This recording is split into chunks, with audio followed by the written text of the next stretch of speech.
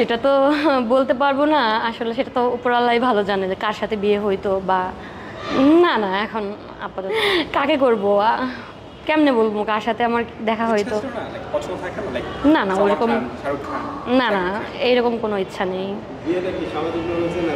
এই সালমান খান বলেন, ফারুক মানে ইয়া বলেন, মানে যত ভালো ভালো মানে নায়ক থাকুক না কেন, অন্য কাউকে আমার কখনো ভালো লাগে না।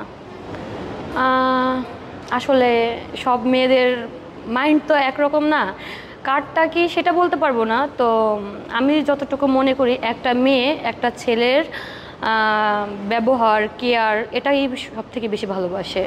অবশ্যই মানে ওই যে বললাম যে সবাই তো আর সবার ইচ্ছা তো আর এক না, চিন্তাধারাও এক না। আমার হচ্ছে মানে আমি যতটুকু বলবো মানে প্রত্যেকটা মেয়ের কথা যেটা বললেন সেটা হচ্ছে কোনো মেয়ে মানে পছন্দ করতে পারে তার স্মার্টনেস দেখে বা কেউ তার ব্যবহার দেখে, মানে এই আর কি, মন দেখে।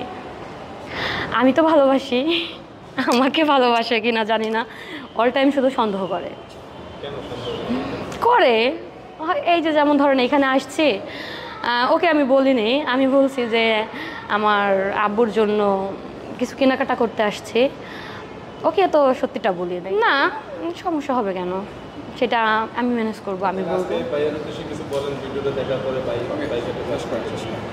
না। ওকে কি মেসেজ দিব, পরে বাসায় যে সত্যি কথা অটোমেটিক বলে দিই।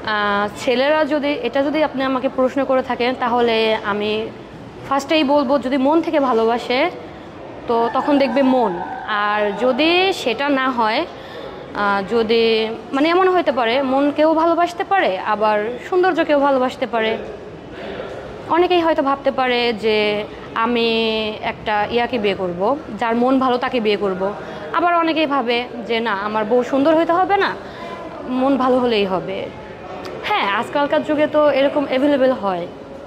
যেমন ব্যাখ্যা দিয়ে বলেন না।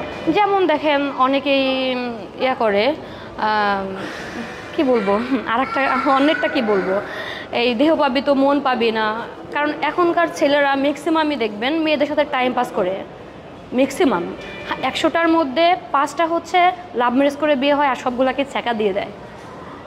সোজা অবশ্যই সোজা হয়, কারণ এটা তো একটা শিক্ষা, অবশ্যই সেটা তো বলতে পারবো না, কারণ আমি তো কখনো কাউকে ছ্যাঁকা দিইনি। দেবদাসের নামটা কোথা থেকে আসলো, কিভাবে আসলো? তখন তো জন্মই হয় নাই, কেমনে জানবো, শুনি একটু একটু এসেছিল। ছিল চুপি চুপি না তাহলে ঢাক না, চুপু প্রেম তো চুপি চুপি আসে, ঢাক ঢোল পিটিয়ে হচ্ছে ব্রেকআপ হয়েছে।